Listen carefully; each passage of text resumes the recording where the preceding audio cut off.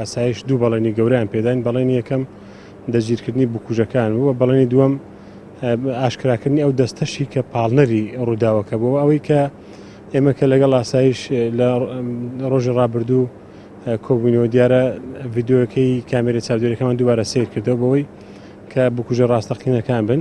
ئەوەی ئێمە لا ئێمە گرنگە کە خۆیان دانیان بە تاوانەکە ناوە، وەک ئاسایش ئاماژە پێ دەکە کە خۆیان دانیان بە تاوانەکە ناکە کارەکەیان ئەنجام داوە. ئەوەی تریش کە چاوەڕوانی بەڵێنی دووەمی ئاسایشین کە دەستە ڕەشەکە ئاشکرا بکە بۆ ڕای گشتی بۆ هەمووان. ئەوەی ئێستا هەیە تەنیا ئەوەیە و ئێمە دوێنێ چونکە بابەتەکە باسییانەوە کرد یاسایی نییە کە ئێمە بتوانین بکوژەکە ببینین و لە نزیکەوە قسەی لەگەڵ بکەین، بۆ یەکە شتێکی یاسایی نەبی ئێمە حەزمان نەکرد کە ئاسایش باسییان کردووە.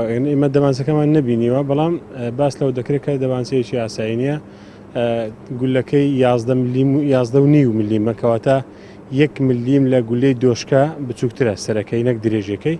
ئەوە ئەم جۆرە دەبانچە زۆر کەمە لە باشووری کوردستان کە کۆمەڵێک بوون لە کاتی خۆی هەبوو مەجموعە و ئێستا نەما. چاوەڕوانی بەڵێنی دووەمین کە دوێنێش جەختیان کردەوە دووبارە بەڵێنیاندا کە دەستە ڕەشەکەش ئاشکرا بکەن. ئێمە چاوەڕوانی ئەوەین پاشانشکە دەستەکە ئاشکرا بکرێ. ئێمە لە ڕووی کۆمەڵایەتی، لە ڕووی سیاسی، لە ڕووی عشایری ئێمە هەوڵ دەین کە بکوژەکان سزای لە سێدارەدانیان لەسەر جێبەجێ بکرێ.